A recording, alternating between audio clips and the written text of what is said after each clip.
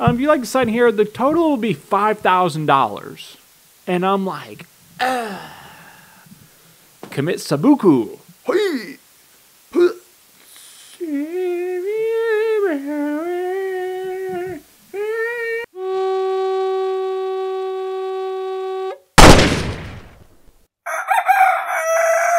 Yep. Oh, back. Hello. Welcome to another episode of the Chicken Noodle Podcast. I'm your host, Austin Campbell. And I like honest cheese. I don't like crab ragoons. And for a long time, I did not know the difference. So whenever I grew up, in my household that contained all white people, I had, the man, the woman, and then I had two brothers that lived with me. And occasionally when we would have dinner night, and I feel like I'm a little hot in the headphones. We'd have dinner, we'd have Chinese, we'd have takeout night, which is a very white thing to do, I believe. Now, that being said, there are parts of St. Louis where they eat takeout every night. Parts of the hood where they infiltrate a Chinese place every night. So, it's multicultural, but I'm telling you this because I'm sure the suburban Chinese takeout place is a lot different than a Chinese place that is in the hood. And I loved a crab ragoon. I don't know how you say it. I like crab ragout, but if you look it up, it's crab rangoons. And they were rather large, and they'd have, it's like, if it was upside down, you have your cream cheese and all the flavor here, and then you have like 1, 2, 3, 4 little like prongs on the end. And I don't like to dip my crab rangoons in anything. I would just, eat them as is, but it was like a sweet, it was, it was everything. It was good. And so that's all I knew about crab ragoons growing up. Now, cut to, I'm a married man. Shout out, wife. And there's a Chinese restaurant down here in the Dexterland. And, what's it called? Peking, maybe? And one of the first nights that we had ever gotten it together, she asked me if I wanted any crab ragoons, and I said, of course. So we got some, and when we received these crab ragoons, they were the tiniest little pieces of garbage I'd ever seen in my life. But I still gave them the old college try. And what it was they were more tiny. They were tinier than the ones I'm accustomed to, and they had more, those prongs. It was more prong and hardly any of the stuff in the middle. And I was like, well, this is garbage. And I'm told my wife, this is not what I'm accustomed to. What's going on here? Why do these just suck? And she said, oh, maybe you like honest cheese. And I said, honest cheese?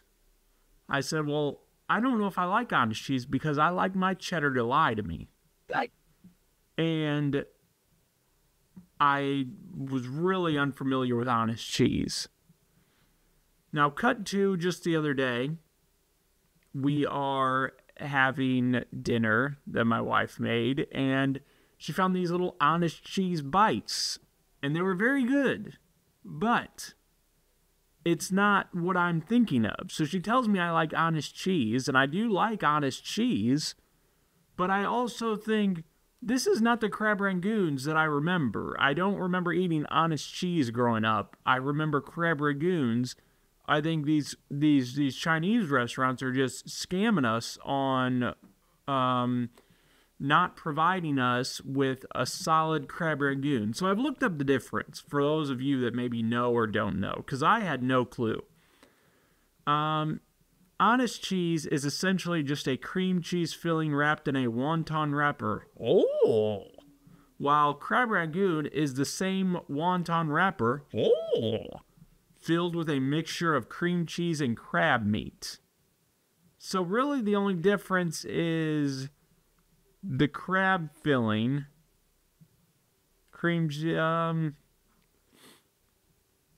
but I just remember, would the crab meat make it sweeter? Because that's what I remember. So that's what I have for that. Let's see some pictures.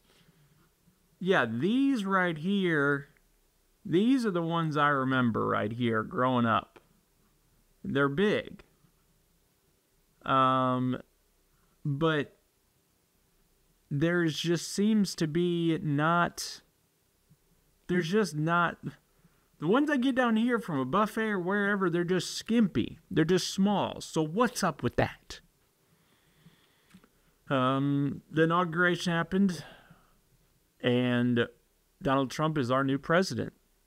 Of course, I'm sure it goes into effect right now. I'm sure that's it has to, because he's flying around on AF1. But there's members of the service that are members of the cabinet that have not been appointed yet that have to go through this strange thing in the Senate, Senate hearings where you just sit there like this. It was like if I was sitting here, but except you guys were asking me questions like, you said there's a tweet, there's a status, there is an Instagram post of you in 2014, and you said a Christmas tree is something that looks like it would hurt if you went up your anus. Now, we've saw this, the whole public knows this about you, and we would like to ask you, what's up with that? And then, the people are sitting there and there's just a room, rooms filled with people.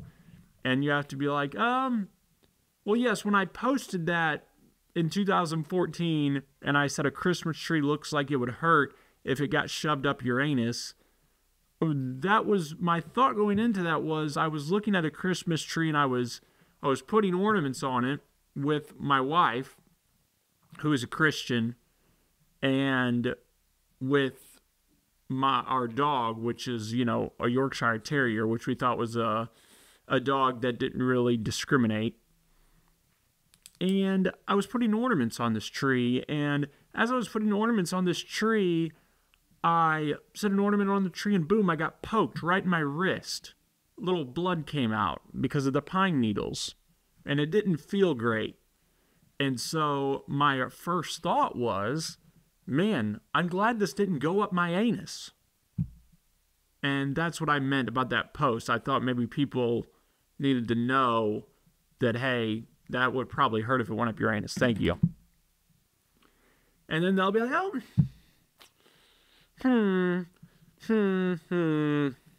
It's just such a strange thing that we do. But I guess maybe it has its perks, or it has its bonuses, it has its bright side. So I tuned into some of that, and it's almost like they expect people to crack under the pressure, because they'll just keep asking, the lady that's going to be the attorney general, they were asking her, hey, would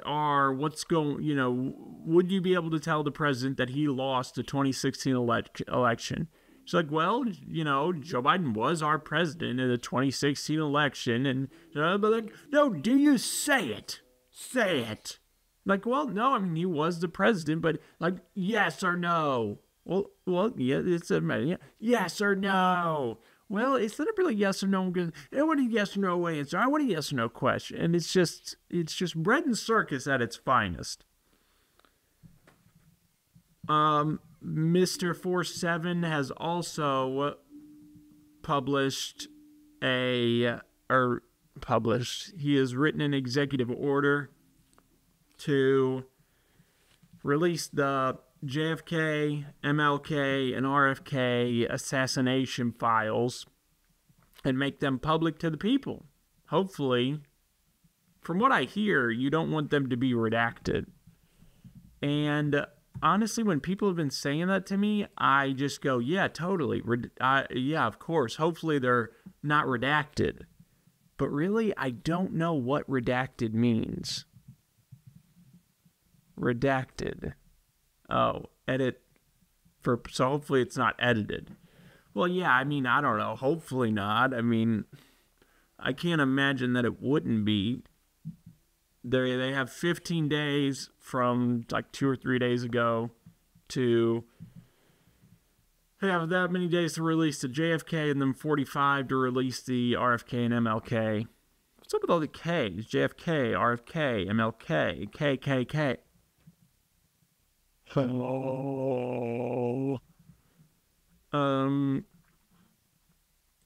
So that's what is going on with that. So hopefully all that comes out relatively easily, and we get to the bottom of that. Or it's redacted and it's just nothing, and they're just keep secrets, and just life just continues to proceed as it has been going on. Sorry, I had to cut out some things that were maybe not the most entertaining, but I've taken a journey into the land of the free world, the greatest country in the entire world, and I do have some news. I do have some news I need to share with some of you. Is that right now the libs are just in an absolute tailspin. There's liberals right now that are in a tailspin. Let's see if we can just. This is just going to be easy to just sign into the thing.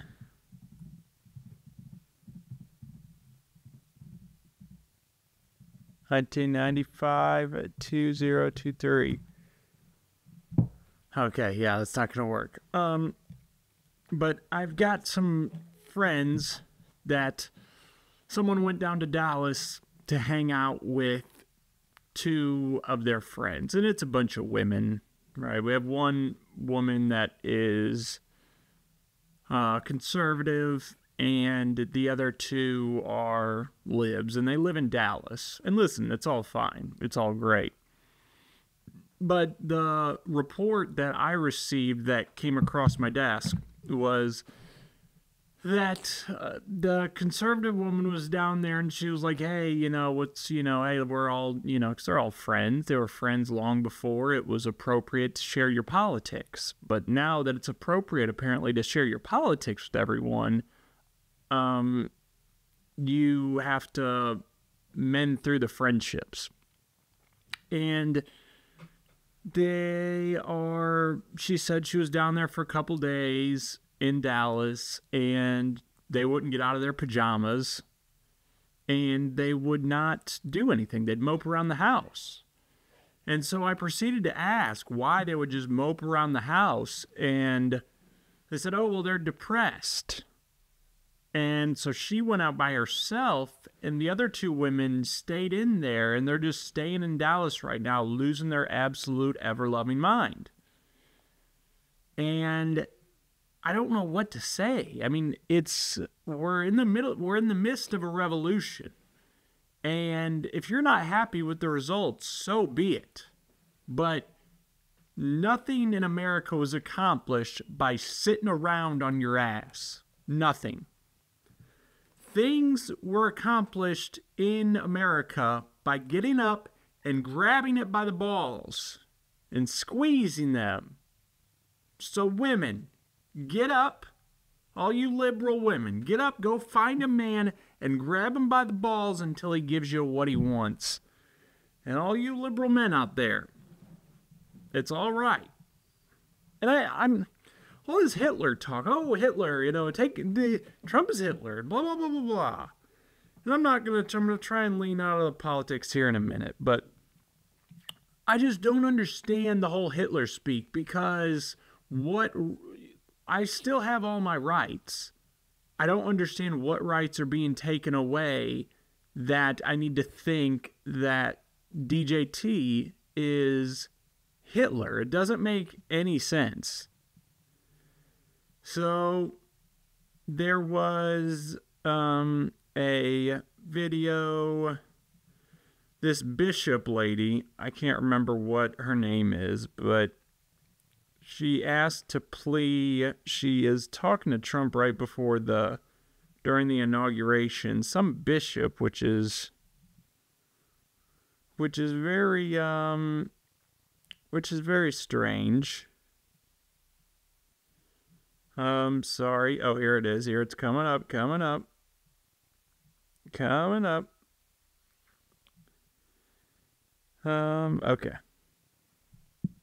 Ask you to have mercy upon the people in our country. We're scared.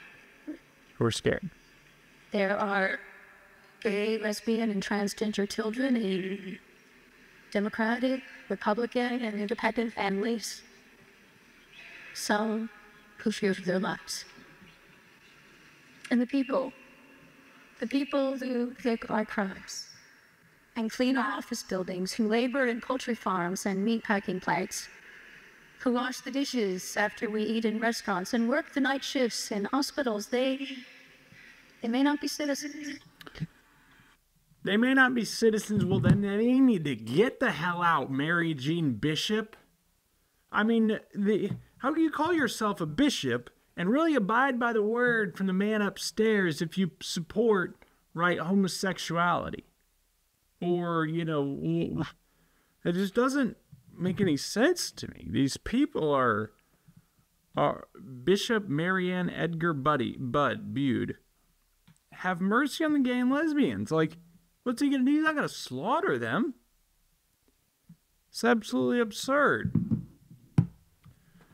I went and got... Here's what's great. I went to... The best thing at Starbucks is the brown shake and espresso. And... That sound good? The best thing there is the brown shake and espresso. Brown sugar shake and espresso. And Sabrina Carpenter now has a partnership with Dunkin' Donuts she has a brown sugar shake and espresso at Dunkin'. And the great thing about that is Dunkin' is cheaper and Dunkin' is arguably better than that. So I'm glad that Dunkin's catching up to the curve. And what is also great about Dunkin' that I do love is, because I go there majority of my mornings and I get 4 shots over ice, and usually I call them my girls. They're my girls that work in there, even though I'd like to think that they know my name and I know theirs, but really we don't know each other's names, but they just know me as the quad shot guy. And I've always been, the holidays were coming around and they never ask me for a tip. They never ask me for a tip at all. And I really enjoy that because just the other day we got pizza we placed a carry-out order for a pizza place, and I went in there to pick up the food, and I put the card in. They were like, "Oh, it's $30.23 or something." So I said, "Okay."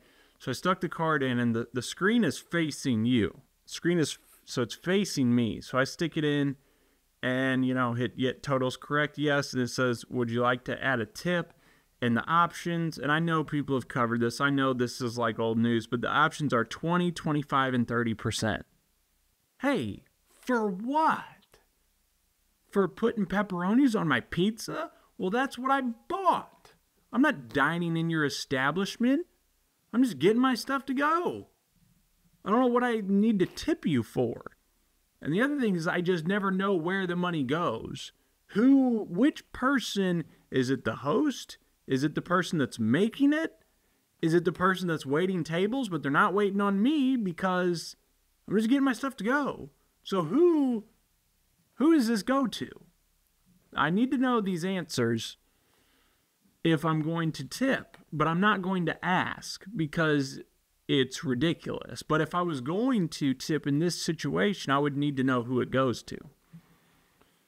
And so anyway, so you got to, everywhere asks you to tip, 20 to 30% over some jobs that I don't believe it's not that they don't deserve a tip. I mean, sure, if you want to break it down, everyone in the world deserves a tip. But it's a job that I don't believe is classified in the service industry through my eyes as a tipping industry. But they'll ask you, any place you go pick up takeout or carry out, they'll ask you to tip. And I'm like, for what? You just did your job. And I've been in the tipping industry for many years. So don't come barking up my tree as I'm some kind of fascist, anti-feminist pig. I go to the strip club. I am a feminist. So at Dunkin', I go there, like I said, majority of the mornings. They never ask me for a tip. It's always the same every morning. $4.46 is what I pay when I go there. And when there's been a new person working and my total's different, I'll go up there and one of my girls is already correcting the new person on, how to ring up my stuff. Because I go to the same Dunkin', I go to Dunkin' and get the same thing, and at all different other restaurants, the total ends up being different. So usually more. So what I have to do is carry around a receipt with me from the Dunkin' I go to every morning. So if I'm at another Dunkin', I pull out my receipt, be like, listen, check the business right here. Don't make me don't make me get my girls on you. So they don't ask me for a tip, as I've said 1,000 times. And during the holidays, I was like, man, you know what? I should really give back to them somehow, some way. But I also am like, but I don't have to because they don't ask me for it. And but I just, during the holiday season, I'm like, I always feel like I need to give to a lot of people. So anyways, and it's been the, same girls that have been working there, same ladies have been working there, and so I didn't end up getting them anything during the holidays. But as this past week was rolling by, I'm like, you know what? No, I'm going to give them all a tip and tell them I appreciate how they take care of me all the time. So I pull up, and there's the newest woman that works here, this black lady. She was working, and I, gave her, a bill, and I said, hey, I was like, keep the change. And she was like, oh, it made her day. She was so happy. I was like, listen, I appreciate how you always take care of me. And you guys, you treat me well. Because any place I also go get 4 shots, it's never as much as they give to me. And sometimes it's not that much, but they give me more than I need most days.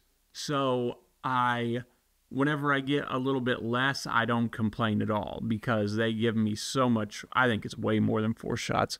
Or the way they make the 4 shots with the ice, it just makes it a full drink, which is how it should be done. But you just don't get that service everywhere because not a lot of people don't have experience in dealing with 4 shots of espresso over ice because, sorry, baby, not everyone's a psycho like me. So, made this lady's day, and so I pulled out some more cash, and I was like, hey, are my other girls in there? And she said, no, it's just me. And I'm like, dang, okay.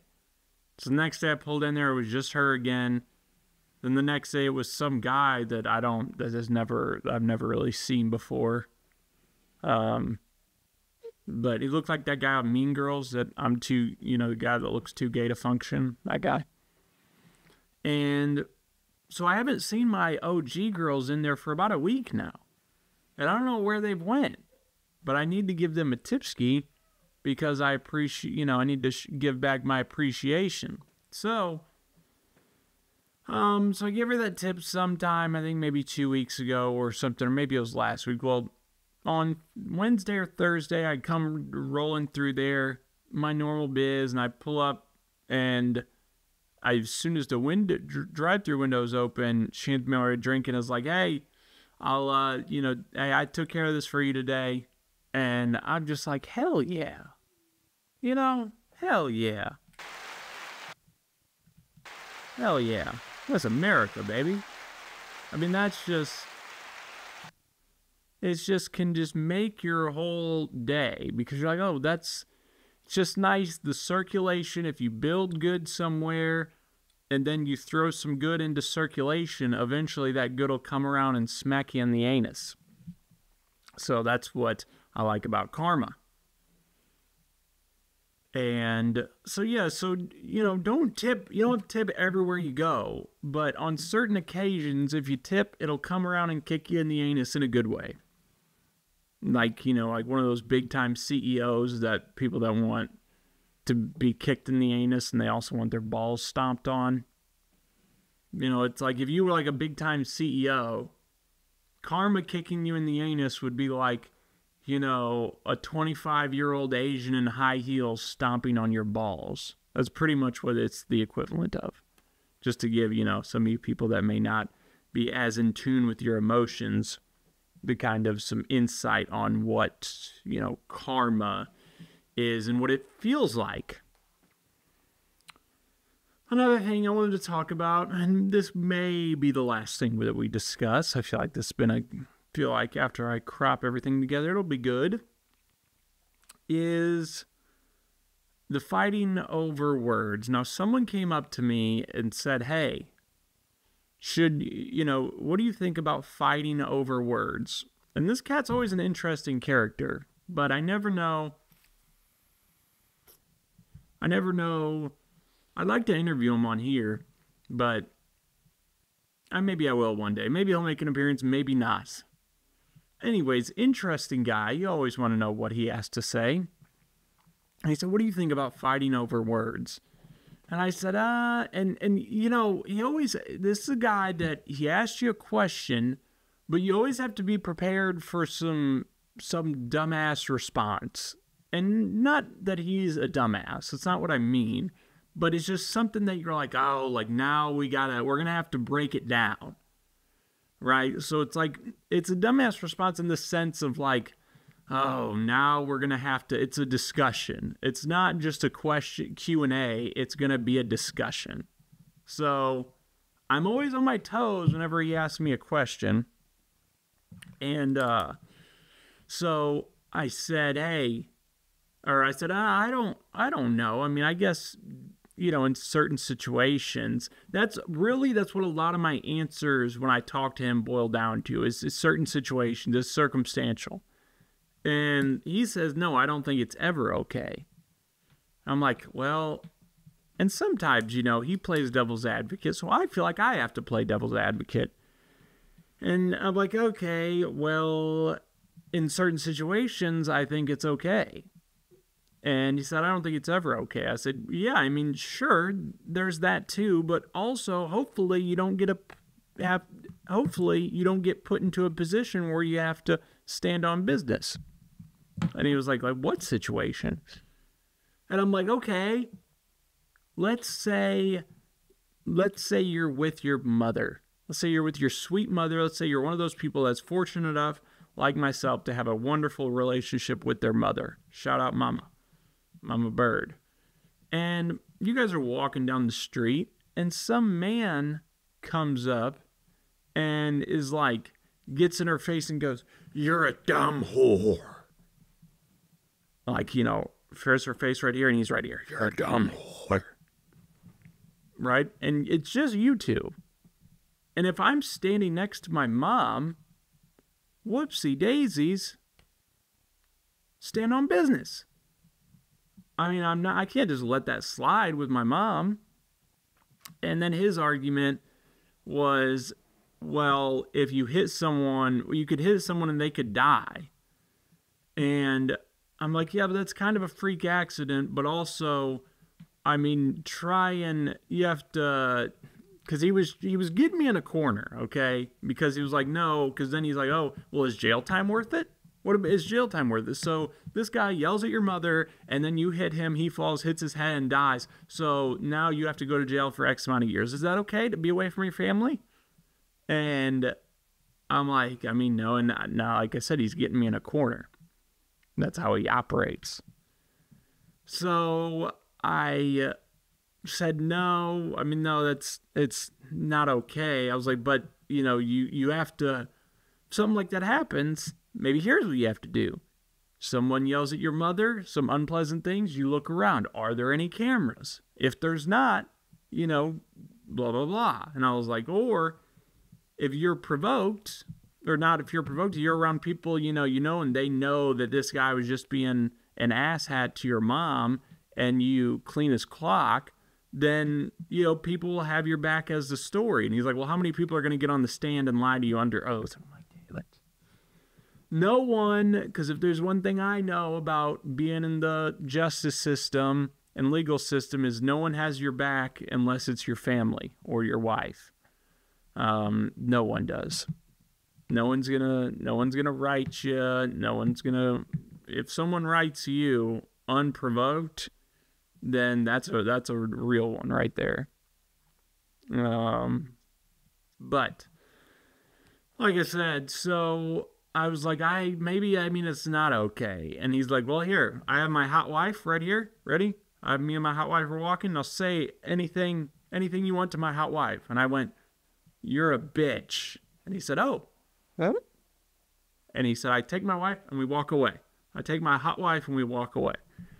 And I'm like, yeah. So you see, sometimes the answer I wanted to give him was, no, you probably shouldn't fight over words. But I always have my guard up when I'm talking to him. So I gave him some technical answer that really wasn't the correct answer, but I thought that he thought that I thought. One of those situations. So what do you think? Is it okay to fight over words? In what situations should you fight over words and not? Now, the other solution is if someone, screams at someone's, throwing words at you, well, you throw words back at them in hopes that they get mad enough to where they try and swing on you, and then you guys can dance, but you're protected because they swung on you. Because, assault charge is not okay. But if you're not on probation or you're not like have any criminal cases opening, you can I think you can get away with one assault charge. I think you can get away with one, depending on the severity, of course, but you just get, probation and stuff, and or parole, it's a whole headache in itself.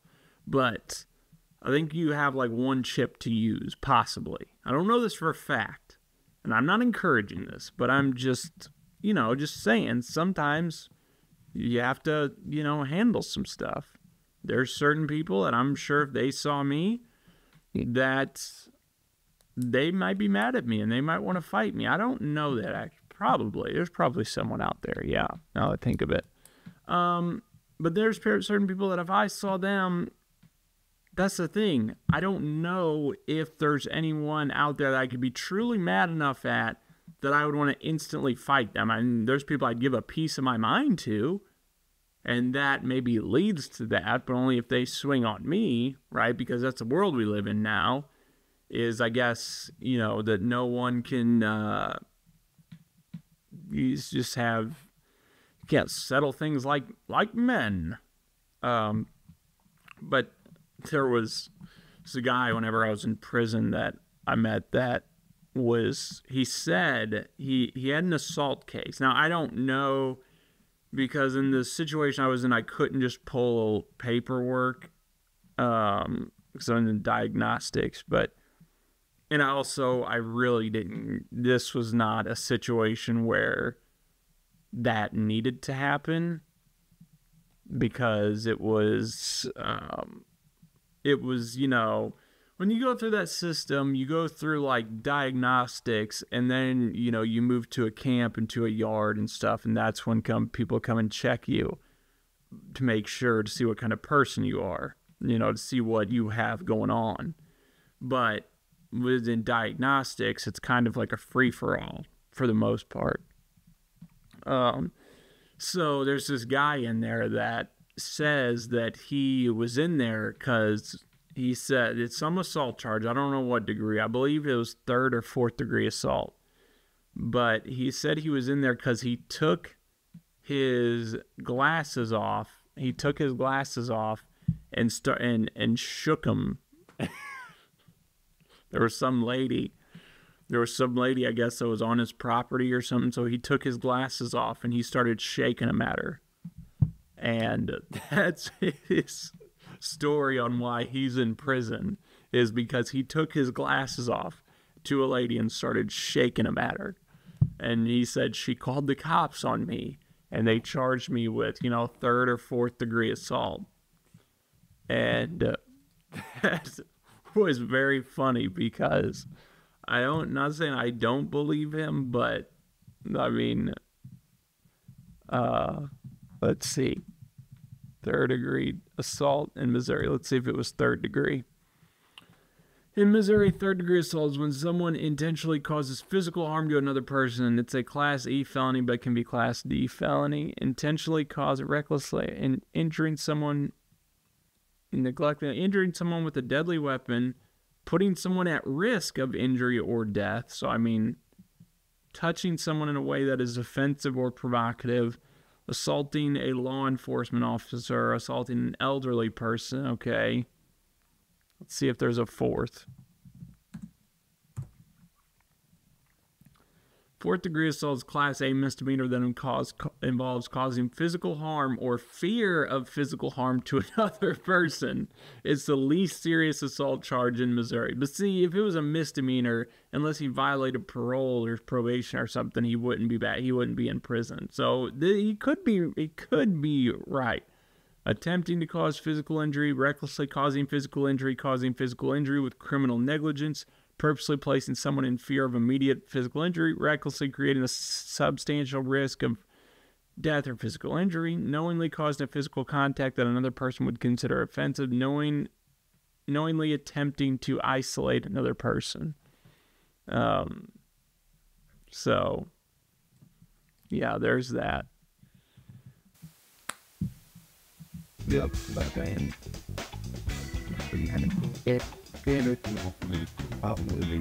hello, welcome to another episode of the Chicken Noodle Podcast. I'm your host, Austin Campbell, and Cole, the chicken, just fell down, and that's not good. So that's what's going on. That's what's going on in my life right now. Now, I don't know if there is, I'm just static in the headphones. Hopefully it doesn't come that way on video. I actually recorded yesterday, and there was a problem. So I don't know how, this is going to be pre me editing anything. So I don't know how it's going to come out to you. But I recorded yesterday. Had some, a couple of really good moments, went to go upload them. One out of every 50 times I record, my device comes up and says write error in the middle of me recording. And there's a moment where it happens in the video where I realize it, and then the audio just gets out of sync, and I've tried to cut it and manually sync it, but it doesn't matter how many times I do that, it just keeps getting out of sync. So A lot of it I'm going to have to scratch, but I think the beginning of it, I think the first 15 minutes are good. But there was a point where, my dad called me, and I was just absolutely screaming at my dad, and I thought that was going to be a great clip.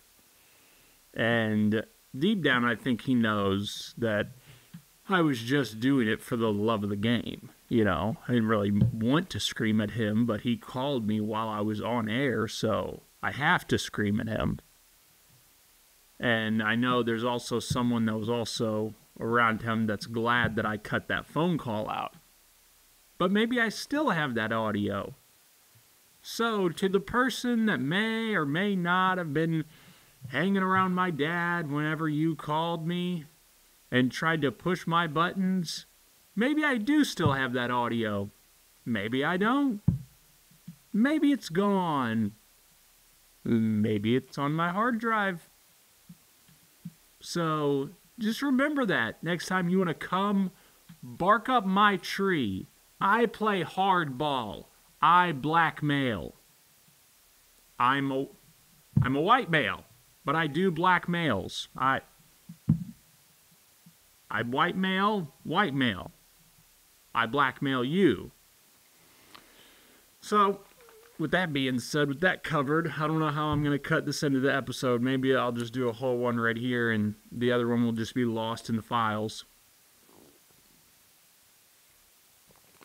I'd love to have that. So I've on one of the Patreons I'm subscribed to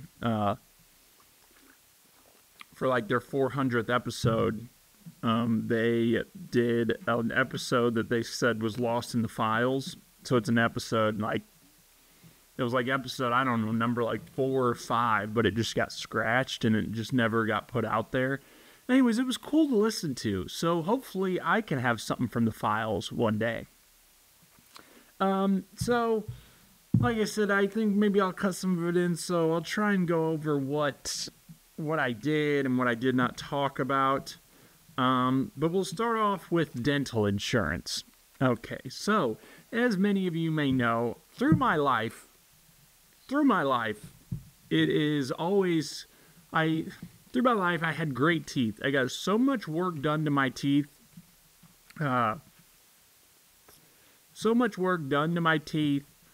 Braces for like 4 years. Teeth were, at the end of it, straight and white as can be. And then, I just chose to just go down just a horrible path and just ruin my oral health care. Ruin my oral health. And it sucks. Because amphetamines will do that to you. And I'll never get that back, and it sucks. So I have like, I don't know what teethers these are. Let me give you guys let me look. Now this is something I can look up, and I'll put the picture right here, and I'll show it to you. Because I want to give you an illustration of why you guys should never do drugs. And one thing I hate, I love my computer, love, but I just hate that everything's not Google. Like, what website is this? This is MSN, which is fine, but I just would rather every time it pops up, which I know I can do that manually, but I just rather have it pop up every time on Google. So, anyways, teeth chart. So, like I said, sorry. So, let's see here. From number, come on, pull up, would you? From number, this is just, okay. Sorry, this is terrible podcasting. Okay. On the bottom row, from number 21 and 28 on the bottom row. Those are the last two I have on the bottom row. Everything behind those is gone. So numbers 32, 31, 30, 29 are gone. Numbers 17, 18, 19, 20 are gone. Okay, and up top, let's see. Up top, I'm actually on that one, K9, that one, I think just 1 and 2 and 16 and 15 are gone. So that's what, so those are gone. They're never coming back unless I, somehow get implants, but they're not coming back. They're gone. So, but right now I can still eat a steak. That's the important thing. That's what, someone had asked me, well, can you still eat a steak? They asked me this just the other day, and I said, actually, yeah, I can. So, I mean, as long as I guess I can do that, then there's nothing to worry about. So, but like I said before that, I had straight teeth, everything was great, but I just chose to go down a path where I'm like, dude, I don't want to go to the dentist. Like, just complete bitch shit. If you don't want to go to the dentist, I get it, it sucks, but hey, that's bitch shit. Go to the dentist, suck it up, be a man. And listen, I needed someone to tell me that whenever I was younger. But, unfortunately, I was just around a lot of women. Not a lot of women per se, but I just didn't have anyone to just nut up and tell me. I didn't have anyone to nut up and tell me to be a man, right? So I took the simp way out, and that's unfortunate. Anyway,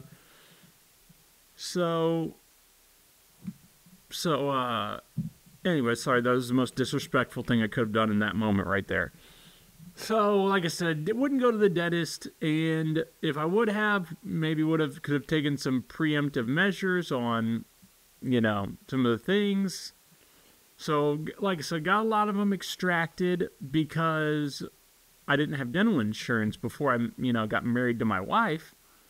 I wasn't going to pay for dental insurance because I just think it's a scam. So many of my bottom row stuff I just got extracted. And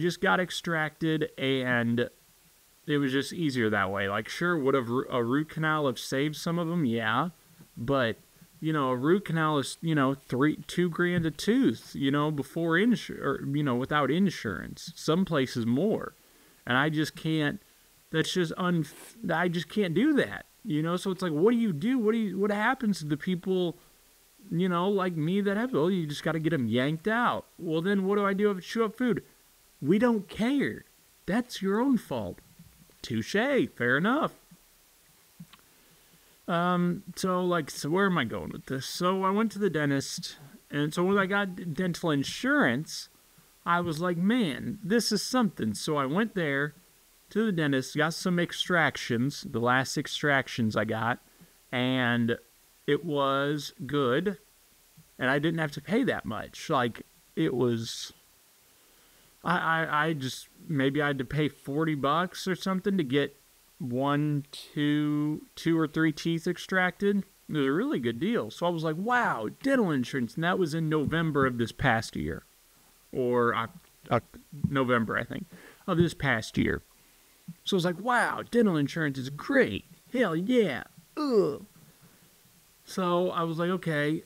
They told me to wait till the new year resets for my benefits to reset to come in. So do that. So go in, and I'm like, okay, I don't know who's at fault for this. When I was leaving in November, when I was leaving the dentist, I was talking to the lady.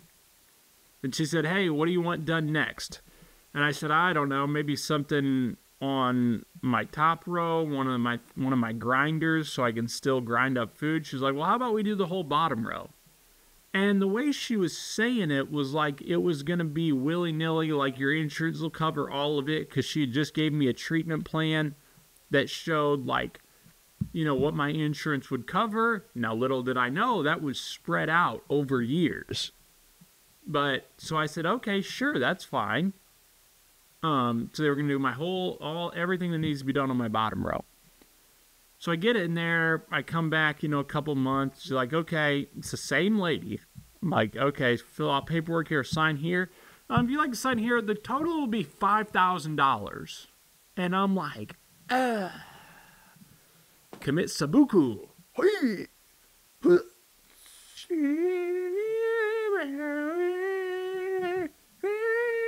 Who has $5,000 to spend on their grill? I mean, I know it's my own fault, but I was like, good God. I was like, I can't do that. Like, oh, well, can you do half of that? And I'm like, no. And they're like, oh, well, what were you prepared for today? I was like, I don't know. When I looked at my treatment plan, I mean, I just expected like, $300 or $400. And like, oh yeah, no, but that's your dental insurance only covers $1,500 for the whole year. And I was like, $1,500 for the whole year? I mean, granted, yeah, sure, everyone shouldn't have to have that much work going on in a year. But $1,500 for a year at the rate that you guys charge, I'll get nothing out of that. So then I was like, oh wow. So then I just felt defeated. I felt like how I look right now with the glasses like this. This is how I felt. And I was just like, oh, okay, well, so anyways, they were cool. Like, oh, well, you could, pay half of this for the a root canal today. You can pay the other half when you come back and get it capped in next month. So I said, okay, fine. So, $300 today, $300 next month, and I'll have one thing done. And I still need 1, 2, 3, 4, 5. I still need a lot more things done. Because I'm done with my extractions. Now I just need the stuff that, works. And, originally I'm like, oh, well, I'll just fill some cavities. But they don't want to do that. They don't want to fill the cavities first. They say, no, we need to do the root canals first. It's like, yeah, are you going to pay for it then? Fill my cavities. Fill them. Ugh. It's just such a scam. And then I see, sorry, we get too noisy. So then when I see, Luigi Mangione, our gay agent of chaos, I think, oh, I get it. I don't condone it, but I get it. It's just absurd. So, where do I want to go? I guess, since it is Sunday, the day of the Sabbath, I'm going to tell you a little Bible story.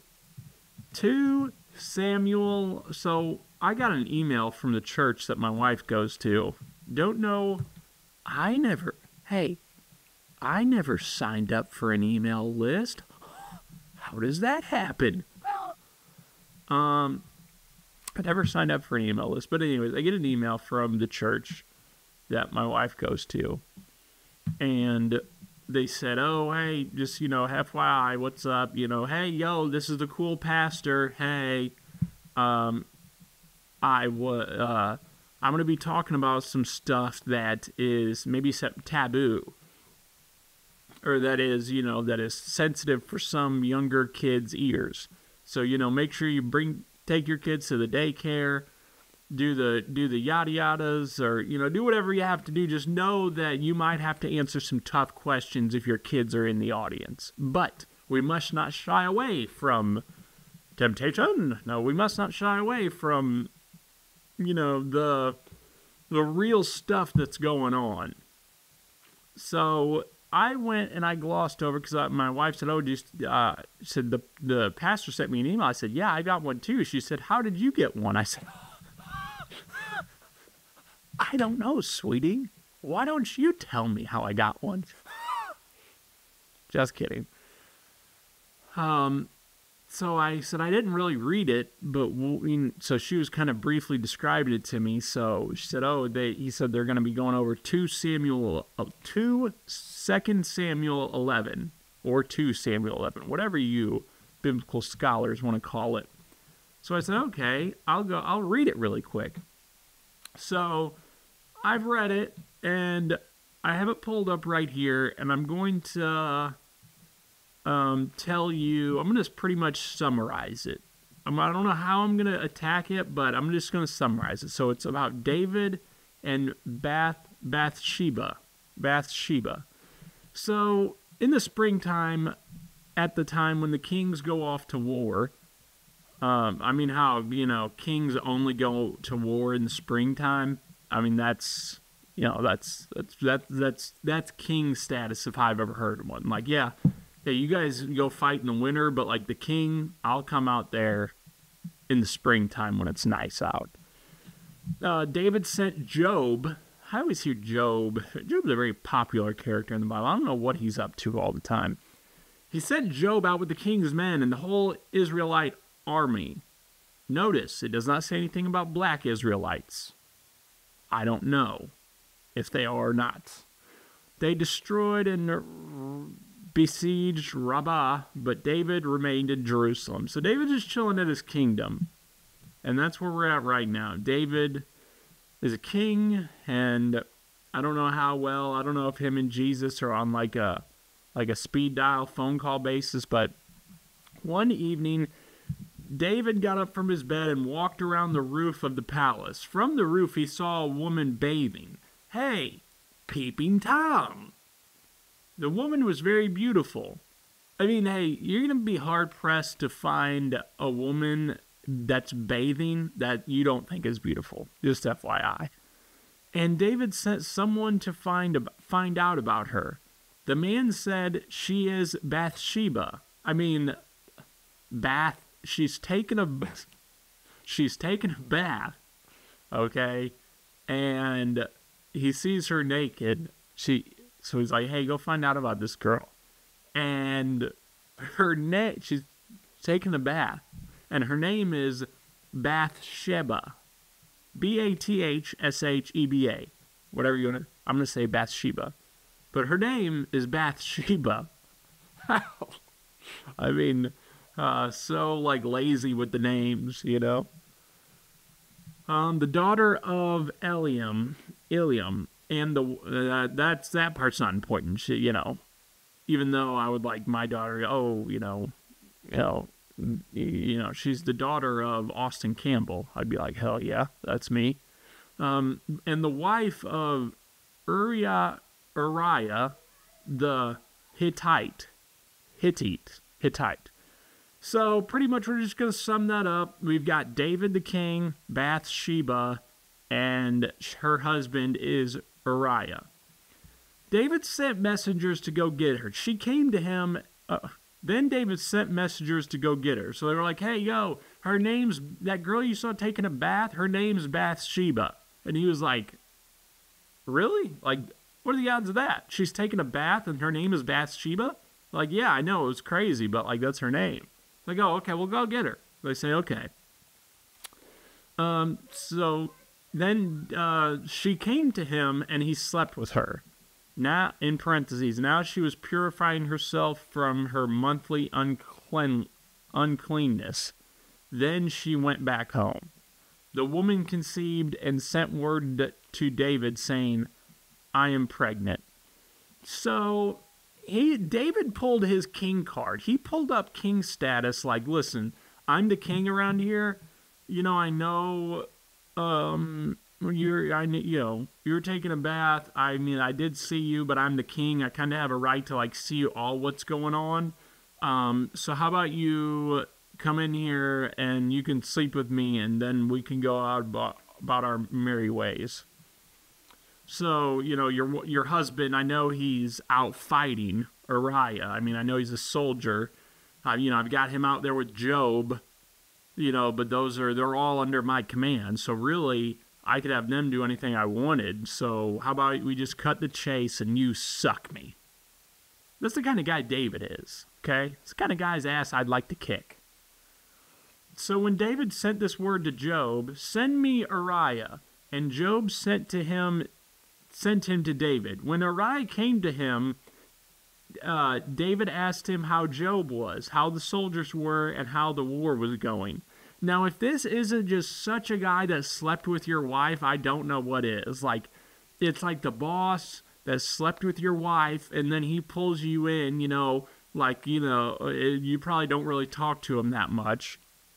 But he's like, whining and dining you, and you're like, wow, am I about to get a raise? Like, what's going on here? Then David said to him, go down to your house and wash your feet.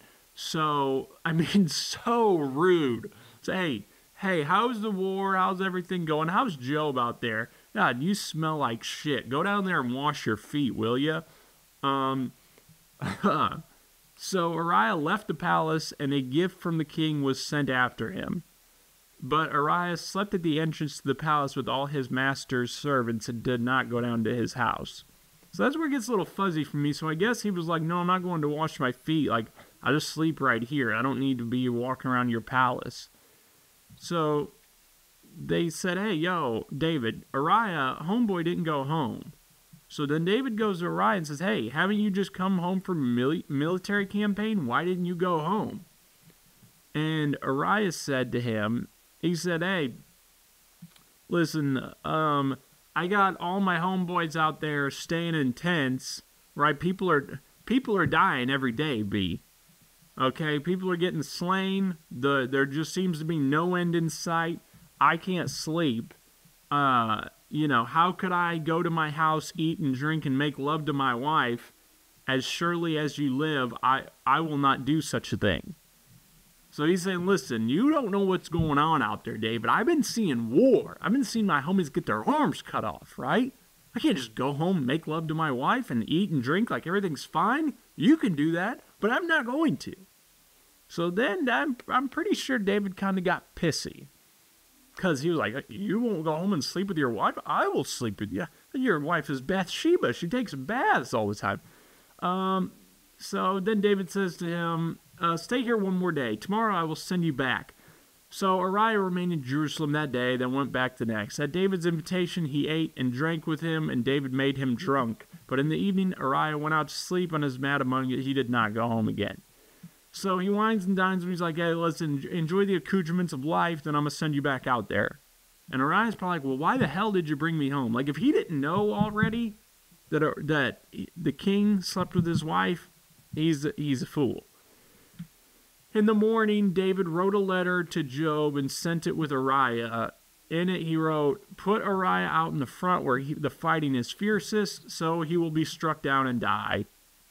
So he says, hey, also, Uriah, here, give this note to David. Give this note to him. Give this note to Job. Sorry. Make sure you give it to him. Don't read it. Do not read that note. I am the king. Don't read it. But go give that to Job when you see him. So, Job opens it. He's like, oh, well, all right. Well, I guess I'll do it. I obey the king. So then he may ask you, why did you? So then, so Uriah dies. He goes out there and dies. So Job told David, hey, when you finish giving the king the account of the battle, the king's anger may flare up and he may ask you, why did you get so close to the city to fight? Didn't you know they would shoot at blah, blah, blah, who? So pretty much he killed him, okay? The man said, the men overpowered us, came against us, but we drove them back to the entrance of the gate. Moreover, your servant, all in all, we defeated them, but the only downside is that Uriah died. So David said, say this to Job, don't let this upset you. The sword devours one as well as another. Press the attack against the city, destroying it. Say this to encourage Job. So Job's like, hey, listen, I did what you did, but why did you do that? And Uriah's wife heard that her husband was dead. Whoops. She mourned for him. After the time of mourning was over, David had brought to his house, and she became his wife and bore a son. But the thing David had done had displeased the Lord. Now, I hope that wasn't boring for you, but that's honestly a wild story. I mean, this guy's like, oh, hey, listen, I see that girl. I'm the king. You'll come sleep with me. And they're like, no, man, I don't know if I want to do that. And he's like, but I'm the king. And they're like, okay. Then he just goes out and kills his wife. And really, I'm not a pastor, so maybe I'm not inclined to tell that story. But man, I just feel like that was maybe a bit boring. Sorry. Let's talk about poop. You guys ever used a toilet auger? I broke my toilet auger before. And I'd used one a couple weeks ago. And I had, but when I flushed the toilet, it went down. Everything went down. So if you were to just look at the toilet, it did not show that there was any remains there. It looked fine. But when you would flush it, the water would just rise to the top. So, you get the plunger, and you're like, and that's not working. So then I'm like, okay, pour in chemicals. Pour in chemicals. That's not working. So I'm like, what in the world is the solution? So then I hear people talk about a drain snake, and then they talk about a toilet auger. I'm like, hell yeah, that sounds industrial.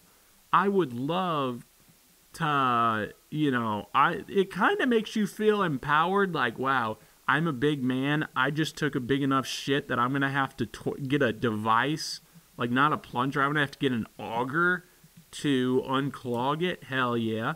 So I go to the local hardware store, and I'm like, hey, and the old people in this local hardware store, they love when you need to find something. So I'm like, hey, I need a toilet auger. And the guy's like, oh, I've got 15 different kinds of them. I'm like, hell yeah.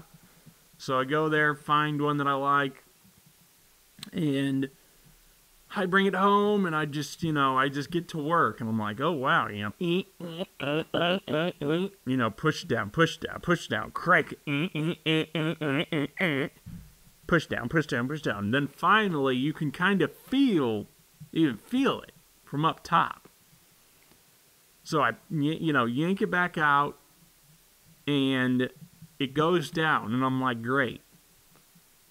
I'm like, this was great. This was so satisfying. But I yank it out, there's poop on the end of it. And it's like a coil. And I'm like, how the hell am I supposed to clean this now? This is the part where, like, I didn't really think it through. I'm like, what in the world have I done with all this? What do I do with all this poop? Now, it was snowing outside at the time. So I brought it outside, and I'm in my yard, right? I'm in my yard with a big poop stick, and I'm just, slinging it, not slinging it around above my head.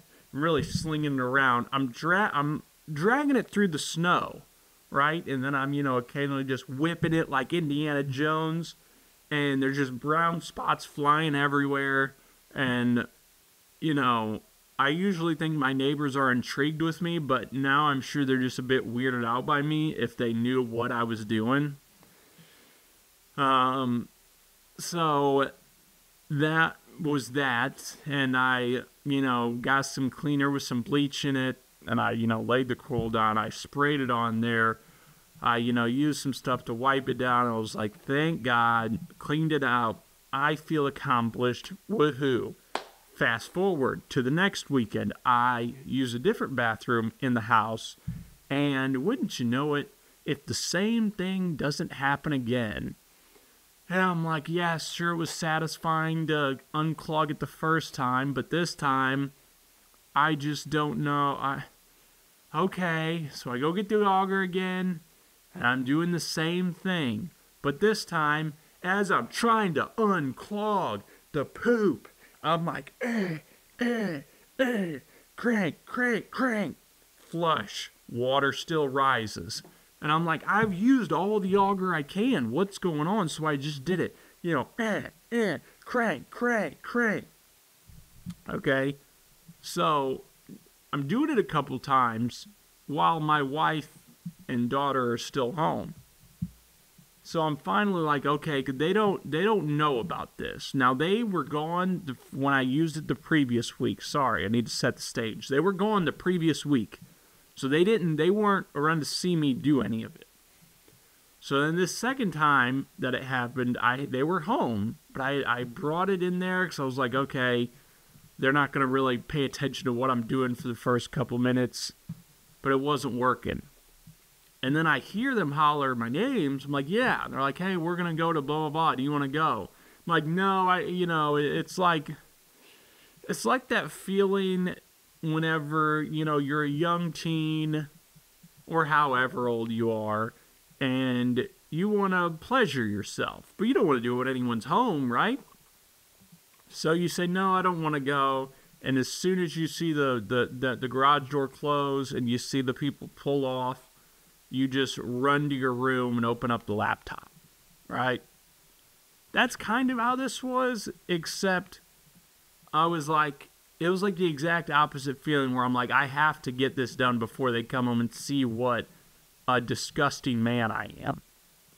So, and I can't, and if they get back and I haven't accomplished the task, like I'm just failure. Because you can't call a plumber, if you have to call a plumber because of a shit you took, you gotta handle that yourself. You have to do that yourself. So, cranking it and, so anyway, so they leave, and then I run back to the bathroom and I keep doing my thing. So I'm like, flush it, water rises, same thing. Finally, I'm like, okay, I don't know what to do. I'm going to just have to do it one more time. So I do it one more time, cranking it, and then I flush it, and the water goes down. And I'm like, woo! Yes! Thank you! Thank you! Thank you! Now I just have to pull it out. Because what it does is it goes into your, toilet to, you spit it, whatever. So I'm pulling it out. As soon as I give it a tug, it rips. Now, set the stage. I have the auger piece in my hand, but it's broken. So let's just set that down. What do I see? I see the toilet, and at the bottom of the toilet, I see a little spring. And there's probably like 2 foot worth of coil that's still in this toilet. So, I have to take my hand and reach it down there. And then I pull it out. And there's poop on the end of it. Because, naturally. And that is... So, then I had to throw it away. So, I used the toilet auger twice, broke it. But it did its job. So, there's that. Went to Wutami. It's a good restaurant, Japanese steakhouse down here, and they have the good crab rangoons there. They don't have this BS crab rangoons that I got from takeout from these other restaurants around here. These ones were good. They were just like I remembered. And I should have taken a picture of them, but whatever. But anyway, so we're sitting there, me and my wife and my daughter, and there's a table across from us that has a whole bunch of people. Well, then there's this thing that just like pulls up. No one's around, but it's like this machine. And it pulls up, and it has food on it. And it's like, I don't know, it's like 5 foot tall maybe. It has like 3 trays on it, but it has wheels, and it drives itself around. And the face of it, it had ears, and then it had a kitty face. And I was like, oh, kitty, kitty, oh. Because what's up with cats in Japanese and Chinese places, Maybe more Japanese places. But it was, and on the face of it, the digital face, it had a digital cat face. And it was, the only thing it was missing was like one of those, like a Hello Kitty remix, like EDM, beat. So anyway, saw that and I was like, oh wow, that's cool. And everyone like, a bunch of white people in there, oh my God, look at that, oh my gosh. And my daughter loves cats, so she's about to pass out because, she really enjoyed it. And then, the guy comes back, he says, oh yes, you like our kitty, oh, kitty, kitty. So yeah, that was cool. I honestly don't know what I'm doing. But the most important part of the day today is game day. It is the Kansas City Chiefs going up against the Buffalo Bills. Chiefs are at home. The game's being played in Arrowhead. And right now the emotions haven't set in. But honestly, I feel like I could defecate myself any second. I mean, it's just going to be such a game. But this is good. There you got the... Yes, I'm okay if the Bills beat us all the time in the regular season, but in the playoffs, we always beat them. So you have to hope, and that the trend continues. But man, I watched that game last week with the Bills and the Ravens, and I swear Josh Allen did not play that well. I swear when Josh Allen plays the Chiefs, he plays at a different level. It's like whenever I play... This is going to be a family cut. It's like, okay, if we have a sporting contest, going on, at my house. If we have a contest going on, and my younger brother, it's like my wonderful brother Gabe, okay, he doesn't really care about, he's not, competitive. I mean, sure, he likes to win, but overall, he doesn't, he could care less. He's not a psycho like me. So it'd be like if him and I were playing, no, sorry, scratch that. My cousin Seth, right, I have a brother Gabe, okay? It'd be like if they were playing something, okay? Because Seth, of course, would be Josh Allen, okay? And it would be like they played each other and Seth wins, right? But really, then I'm watching that game like, man, Seth must have lost a step or something, because every time him and I duke it out as something, he just goes hard. So then it's like, okay, now Seth's ready to play me. I'm like, okay, let's go. I mean, I watched your film. It sucks. But then it's like when him and I square up to do something, all of a sudden he flips his switch from like 0 to, 100. And I'm like, what, didn't try that hard to beat him. Anyways, little family analogy that most of you are not going to understand, but whatever. So, anyways, the nerves are seeping in, but it's a little too early in the day right now, too. And you guys are going to be hearing this after the games have already happened, so how did it go? Is my future self right? Or is my future self wrong? Did the refs help us out? Or did the refs screw us like they always screw us, huh? What do you think? Did the ref... If you are a fan of football and you're complaining about Kansas City and the refs, there is, and I don't want to hear any Patriots fans complaining, because I've been watching highlight reels of when the Patriots were on their dynasty runs and the calls Tom Brady would get. I mean, good God. You look up, when the Chiefs and the Patriots played, there's a very terrible roughing the passer call that gets called because Tom Brady got his shoulder pad slapped as he was throwing. While he's in the pocket, mind you. Because if you're in the pocket, like, it doesn't matter how you get tackled. But didn't get his head hit. Anyways, whatever. Not the point. The point is, if you're complaining about the referees and you're just not ready to have success yet, and that's fine. That's fine. I hope that you're a Houston Texans fan, and after we pissed all over you, like I said in my TikTok video, I hope that after we pissed all over you, you complain about the refs. I hope you do. And you just don't ever accept the whole offseason that we were just a better team than you. I hope that you do that. And if you're a team that hasn't made the playoffs and you want to hate on the Chiefs, that's fine. Complain about the refs. Say how it's rigged. But just know that you're not ready for success yet. And when you are ready for success, I'll gladly be up there to greet you with Pat Mahomes up at the top of the food chain. But until then, keep your mouth shut. I don't know how long I'm going to do. If you'd like to send an email about anything, send it to chickennoodlepodcast@gmail.com. That is what I know. And so hopefully, I don't know how I'm going to cut this in, but let's go. Let's go, Chiefs. Hoorah. Ho hum. Sibbity bop. Skibbity toilet.